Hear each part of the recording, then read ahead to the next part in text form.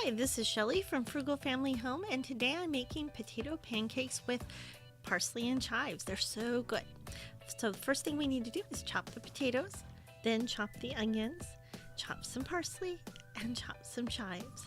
And then we'll add the onions and the potatoes to the food processor, and we're going to process them for a minute or so until the potatoes and onions are nice and smooth.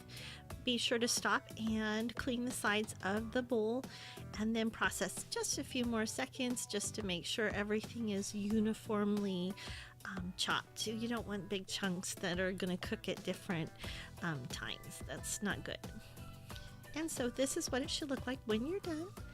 And then we'll take the onion and potato puree and we're going to add it to a dish towel inside of a strainer to remove any of the extra liquid that is in there, because we want to have a nice batter, and so we want to remove that extra liquid. So I just put it in a dish towel and then gather up the edges and give it a squeeze.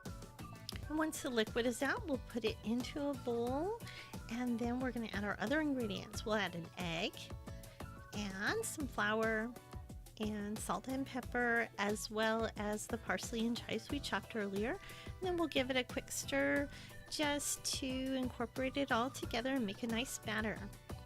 And then to a hot skillet, we're going to add some oil, and then we're just going to drop it by the tablespoonfuls onto the skillet and let it cook until they're nice and golden brown on one side. Give them a flip and let them cook until they're golden brown on the other side. Don't they already look really delicious and yummy? So crisp on the outside and nice and tender on the inside. Now we'll drain them on a paper towel just to remove any extra oil off of them before we plate them up. And you can keep them warm in the oven while you're preparing the rest of the batter. And if you want the printable recipe, you can find that in the link in the description below. And once I get them all plated up, then I sprinkle them with a little bit of chives, and you can serve them with sour cream too. And that's it for this easy recipe. If you want to find more easy recipes, visit us at frugalfamilyhome.com. Thanks so much for watching, and we'll see you next time.